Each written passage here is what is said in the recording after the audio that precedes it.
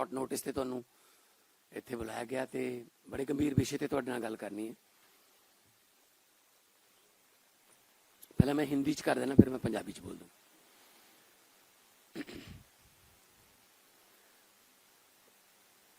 हमारे देश को biggest democracy of the world कहा जाता है, दुनिया का सबसे बड़ा लोकतंत्र। यहाँ पर लोग अपनी मनपसंद की सरकारें चुनते हैं और फिर फेडरल गवर्नमेंट है, फेडरल गवर्नमेंट हर स्टेट का जो बनता हक है वो उनको देती है, अब द पॉलिटिक्स लेवल, अब द पार्टी लेवल। लेकिन पिछले कुछ समय से जो हम देख रहे हैं कि लोकतंत्र का गला धीरे धीरे करके काटा जा रहा है। नॉन बीजेपी जितनी भी गवर्नमेंट हैं उनको चाहे तो सीधा डायरेक्ट सेंट्रल की तरफ से फंडिंग रोक के, चाहे गवर्नर्स के थ्रू किसी न किसी तरीके से उनको तंग किया जाता है। आम आदमी पार्टी को तो बहुत ही स्पेशल निशाने पर लिया हुआ है, क्योंकि आम आदमी पार्टी एक ऐसी पार्टी है जो बहुत तेजी से बढ़ रही है। नेशनल पार्टी बन गई है, सिर्फ महज 10 साल की उम्र है लगभग। तो ऐसे में बीजेपी का ये सोचना कि कांग्रेस को तो झेल लेंगे, कांग्रेस के साथ तो मिले भी हुए हैं ये, कांग्रेस को तो झेल लेंगे, लेकिन तीसरा कोई पैदा ना हो जाए, इस सिलसिले में उन्होंने दिल्ली में हमारे नेताओं पर ईडी के पर्चे बनाए, शराब घोटाले के पर्चे बनाए, हमारे बड़े बड़े नेताओं को जेल में किया, अरविंद केजरीवाल को जेल में दिया, एक सिटिंग सीएम को, हमारे डिप्टी सीएम को जेल में, हमारे राज्यसभा मेंबर संजय सिंह जेल में, जितने भी हमारे पर्दे के पीछे भी अगर काम करने वाले कोई कार्यकर्ता या कोई हमारे पॉलिसी मेकर थे, सबको जेल में दिया गया, डराया गया, धमकाया गया, बीजेपी ज्वाइन कर लो वरना मुश्किल हो जाएगी। तो जो ये डराने की धमकाने की राजनीति है ये लगातार जारी है पूरे देश में। बंगाल में डीजीपी से लेकर सारे अफसर बदल दिए, क्योंकि इलेक्शन है। इलेक्शन लोगों से नहीं जीतते, ये इलेक्शन अपने ईडी, सीबीआई या इलेक्शन कमीशन या फिर जो अपने और डिपार्टमेंट हैं डराने वाले, ये उनके जरिए जीतते हैं। पिछले दिनों हमारे पंजाब से राज्यसभा सांसद अशोक मित्तल जी के यहां ईडी की रेड हुई, जो लवली यूनिवर्सिटी चलाते हैं, वहां पे 40,000 के करीब स्टूडेंट जो है वो शिक्षा लेता है। 35 से ज्यादा कंट्रीज से वहां पे स्टूडेंट जो है पढ़ने के लिए आते हैं। क्योंकि वो आम आदमी पार्टी के राज्यसभा के सांसद हैं, इसलिए अचानक से वो दागी हो गए। आज संजीव अरोड़ा जी के घर पे इस समय ईडी की रेड चल रही है। संजीव अरोड़ा जी हमारे बिजली मंत्री हैं, हमारे लोकल बॉडीज मिनिस्टर हैं, बुरी तरह से उन्होंने बीजेपी को हराया था बाई इलेक्शन में लुधियाना से, तो आज वो भी दागी हो गए। मतलब क्या है? मतलब है बीजेपी द्वारा 2027 के विधानसभा की चुनाव की तैयारी शुरू।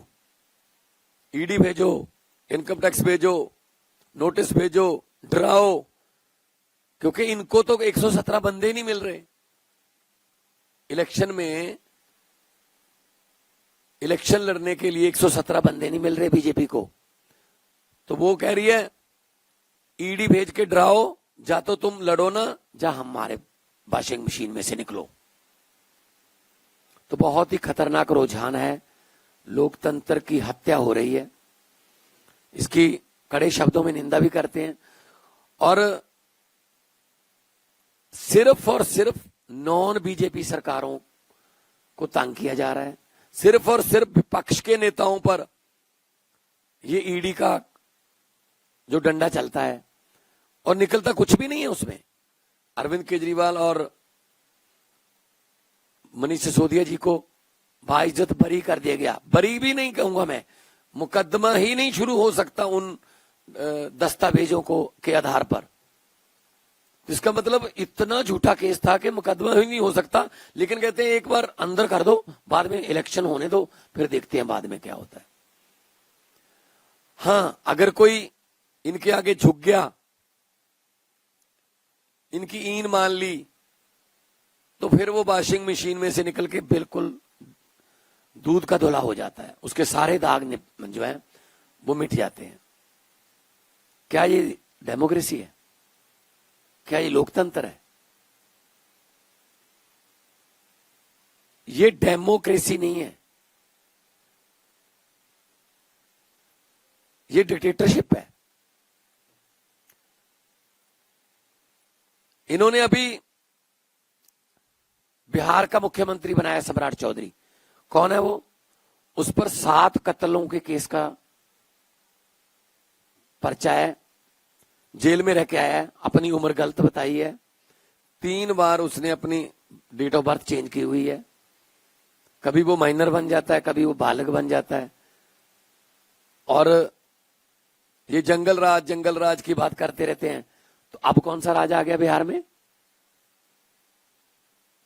अब ये जंगल अच्छा है, जैसे वो ऐड आती है ना, दाग अच्छे हैं, तो जो बीजेपी द्वारा लगाए गए दाग हैं वो अच्छे हैं।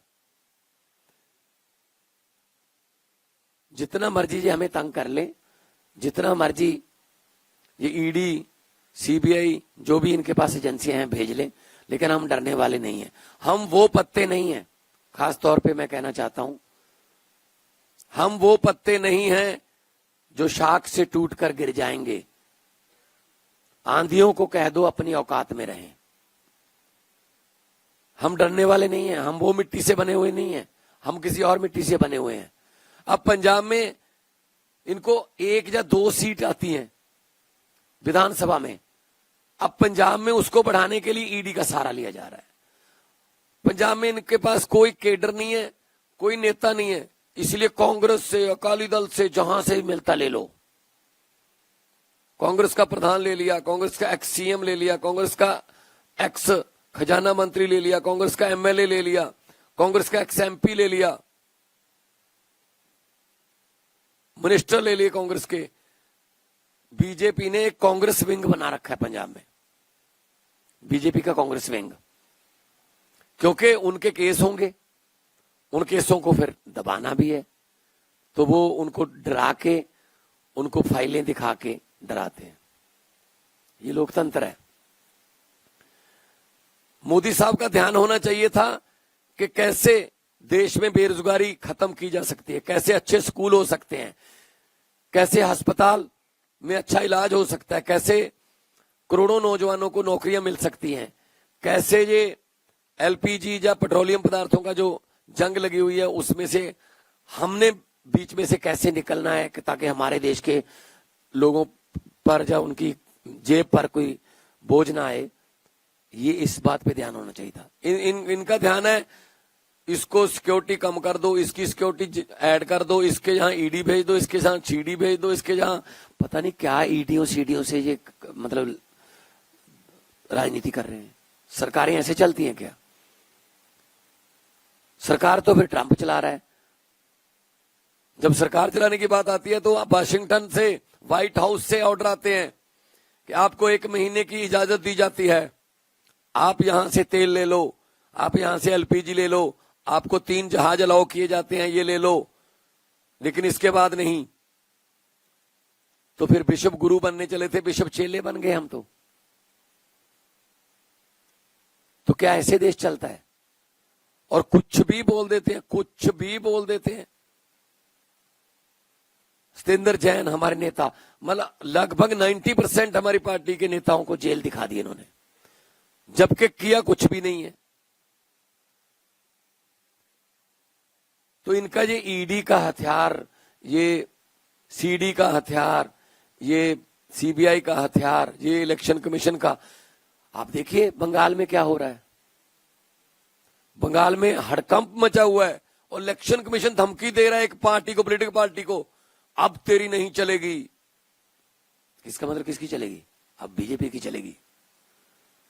किसी भी हालत में जीतना है, किसी भी हालत में बंगाल को हथियाना है, केरला को हथियाना है, तमिलनाडु को हथियाना है, फिर भले ही उसके लिए हमें डिलिमिटेशन करनी पड़े, ये वो लालच देने पड़े, कोई भी लालच देना पड़े, लेकिन जीतना है।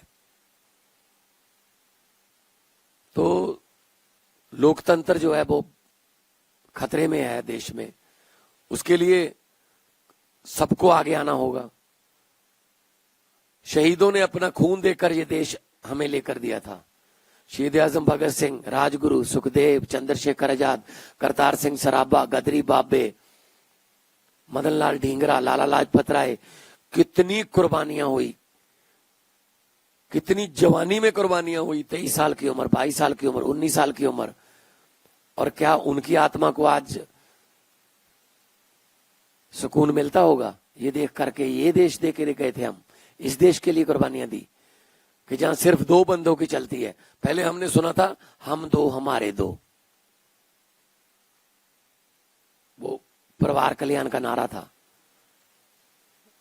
कि 2 बच्चे ही काफी और से माफी। अब क्या है? अब भी हम दो हमारे दो ही हैं। अभी भी अमित शाह और मोदी हैं। हम दो और हमारे दो, आगे उनके भी 2 हैं, अंबानी और अडानी।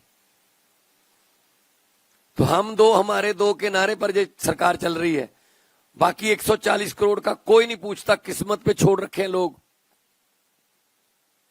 सख्त शब्दों में निंदा करते हैं हम कि जिस तरीके से ये डेमोक्रेसी का कत्ल कर रहे हैं। राज्यपाल पॉलिटिकल रैलियां करने के लिए रखे हुए हैं। राज्यपाल बिल पर बैठ जाते हैं, 2-2 साल बिल पास नहीं होते, 4-4 साल बिल पास नहीं होते। सुप्रीम कोर्ट में जाना पड़ रहा है स्टेटों को। जब सुप्रीम कोर्ट ने ऑर्डर किया कि राज्यपाल और राष्ट्रपति बिल नहीं रोक सकते, वो ठंडे बस्ते में डाल दिया। जजों की बदली, जजों के फाइलें निकाल ली। मतलब किसी को तो छोड़ेंगे ये। हमने सुना था कि नॉर्थ कोरिया में, रशिया में ऐसे होता है कि अपने आप ही डिक्लेयर कर लेते हैं कि मैं इतने साल के लिए बन गया बस राष्ट्रपति। तो ये भी तो वही बात है बस। फिर अगर एसआईआर से आपने असली वोट काट देने हैं, जो वोट विपक्ष को पड़ते हैं, गली गली से जो पन्ना प्रधान, पता नहीं गली का पन्ना, पता नहीं क्या क्या नाम रखे हुए इन्होंने, पन्ना प्रमुख, वो बता देते हैं ये इतने घर जो है बीजेपी के हैं, इतने घर आम आदमी पार्टी के, इतने घर कांग्रेस के हैं। उनकी वोट काट दो और नई बना लो। अपनी एक वोटरों की फौज लेकर चल रहे हैं। वही लोग हरियाणा में वोट करते हैं, वही मुंबई में करते हैं, वही असम में करते हैं, वही बंगाल में जाएंगे। एक तरफ तो कहते हैं 1 नेशन 1 इलेक्शन, लेकिन 2 स्टेटों में अगर इलेक्शन करवानी हो उसमें 1 हफ्ते का गैप क्यों रखते हैं? क्या इतनी भी सिक्योरिटी नहीं है हमारे पास कि 2 स्टेटों में एक ही दिन इलेक्शन हो सके? क्योंकि पहले उनको वोट इधर डलवाना होता है, फिर गाड़ियों में, रेलगाड़ियों में उनको शिफ्ट करके वहां लेके जाना होता है। ये डेमोक्रेसी है, ये नई किस्म की डेमोक्रेसी है। ये शहीदों की कुर्बानी जो है, ये उस पर कलंक लगा रहे हैं। जिस डेमोक्रेसी की उन्होंने उम्मीद की थी, जिसके लिए उन्होंने लाला लाजपत राय ने डंडे खाए, भगत सिंह ने फांसी के रस्से चूमे, और इनका तो कोई नुकसान नहीं हुआ ना पार्टीशन में। 10 लाख बंदा तो हमारा मरा ना। इनकी तो कोई कुर्बानी नहीं है ना। ये तो देश मिल गया बस। अब देश को, संविधान को ऐसे बदल देंगे, संविधान को ऐसे बदल देंगे, 360 दे दो, संविधान को ये कर देंगे। तो संविधान को खतरा हो गया है। और ऐसे ऐसे बिल लाते हैं, पता नहीं कहां 24 घंटे यही सोचते रहते हैं इससे नुकसान कैसे हो इस देश का, बस डेमोक्रेसी का। सो डेमोक्रेसी के इस कत्ल पर चिंता भी व्यक्त करते हैं, लेकिन हम तो लगे हुए हैं। अरविंद केजरीवाल हमारे जर्नैल हैं, हम तो लगे हुए हैं। हम इनसे डरने वाले नहीं हैं, हम घबराने वाले नहीं हैं। भेज दें ईडी, भेज दें सीडी, भेज दें बीडी, जो भी इनका डिपार्टमेंट है हमारे पास भेज दें। हम इनको अपना हिसाब भी देंगे, सब कुछ देंगे।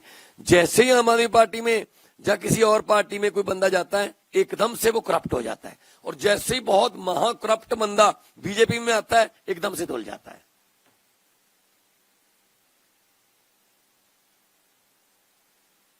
तो ये वॉशिंग मशीन जो बना रखी है बीजेपी ने, ज्यादा देर नहीं चलेगी। अगर वॉशिंग मशीन में ज्यादा देर दागी कपड़े डालते रहोगे तो एक दिन उसका भी फिल्टर बंद हो जाता है। ख्याल रखना चाहिए। सिकंदर दुनिया जीतने लगा था 17.5 साल की उम्र में, जीतता गया, आगे बढ़ता गया, जीतता गया, आगे बढ़ता गया, पीछे वापस जाना भूल गया था वो। जब तक वो वापस आने के बारे में सोचने लगा तो जो जख्मी राजे थे वो तैयार हो गए थे कि आजा, वापस कैसे जाएगा, आजा। तो कोई ना कोई दिन इनका भी आएगा। 100 सुनार की एक लोहार की, 100 दिन चोर दा एक दिन साध दा। सो अज जिहड़ा ये साडे ईडी दे छापे मार के ਜਾਂ ਸਾਨੂੰ ਡਰਾਉਣ ਦੀ ਕੋਸ਼ਿਸ਼ ਕਰ ਰਿਹਾ, ਇਹ ਬਹੁਤ ਕਾਇਰਾਨਾ ਕਾਰਵਾਈ ਹੈ। ਸਖਤ ਸ਼ਬਦਾਂ 'ਚ ਨਿੰਦਾ ਕਰਦੇ ਹਾਂ। ਅਸੀਂ ਉਹਨਾਂ ਨੂੰ ਸਾਰਾ, ਇਸ ਤੋਂ ਪਹਿਲਾਂ ਵੀ ਸਾਡੇ ਗੱਜਣ ਮਾਜਰੇ ਤੇ ਪੁਰਾਣੇ ਕੇਸ ਕੱਢ ਲਏ ਸਾਡੇ ਐਮਐਲਏ ਤੇ।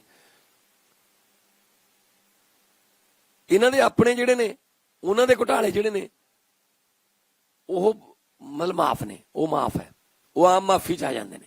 ਸੋ ਸਖਤ ਸ਼ਬਦਾਂ 'ਚ ਵਿਰੋਧ ਕਰਦੇ ਹਾਂ ਤੇ ਅਸੀਂ ਲੜਾਂਗੇ। ਅਸੀਂ सच्चाई ते खड़े हैं। सच नू आंच, सांच को आंच होती है, क्योंकि फर्क भराउण दी लोड़ नहीं। मैं साडे कार्यकर्तावां नू भी, साडे सारे वैलविशरां नू और देशवासियों नू कहना चाहुंदा, इंसाफ दा दिन नहीं चढ़ना जो लोकां दे दिल चों डर नहीं जांदा। मैं लोकां नू इह कहना चाहुंदा कि रात लम्मी होण दा मतलब सूरज मर नहीं जांदा। सूरज चढ़ूगा इंसाफ दा, एक ना एक दिन चढ़ूगा। 700-800 साल राज करके गए मुगल साडे ते फिर भी खत्म हो गए। हालांकि कोई विरोधी पार्टी नहीं सी उस वेले, क्योंकि ना घसुन मारदा, ना लत्त मारदा। रब जदों मारदा मत मारदा। इन्हां दी मत बजी हुई है हुण। जिस किस्म दा हंकार, जिस किस्म दा प्राउड लैके तुर रहे ने, पूरी दुनिया च लानतां पै रहीआं ने इस वक्त। सिर्फ चंद मीडिया वाले ने जिहड़े कहंदे ने कमाल का मास्टर स्ट्रोक, नरेगा हटा दो तां भी मास्टर स्ट्रोक, नरेगा ला दो तां भी master stroke, operation संदूर master stroke, Trump ने ऑपरेशन संदूर बंद कराता मास्टर स्ट्रोक, ईरान नाल कोई लड़ाई नहीं सी मास्टर स्ट्रोक। हुण आपां उत्थों लिया करांगे तेल फलाने तो तां मास्टर स्ट्रोक। उन्हां दे इन्ने मास्टर स्ट्रोक ने कि उन्होंने तो लिख के आउंदा जी कि आ पढ़ना है भाई अज शाम नूं, पढ़ देंदे ने। कोई गल नहीं। हंगरी च होया, तुसीं देखिओ हुण हंगरी दे उत्थे भी ऐं करदे सी। उन्हें जुडिशली भी खरीद रखी सी, उन्हें मीडिया भी खरीद रखिया सी, उन्हें सब कुछ सारे सोर्सेज रिसोर्सेज सारे खरीद रखे सी। हंगरी दी जिहड़ा डिक्टेटर सीगा, वोटां पवाइयां, बहुत बुरी तरह हार गया। जदों लोग एक पासे हो जाण, नेरी आवे, फिर नेरी अगे कुछ नहीं हटदा हुंदा। सो मैं इन्होंने कहना चाहुंदा 2027 की जे तैयारी करनी है तो लोकां 'च जाके करो, ना कि ईडियां सीडियां नाल। बहुत बहुत धन्नवाद, बहुत बहुत मेहरबानी।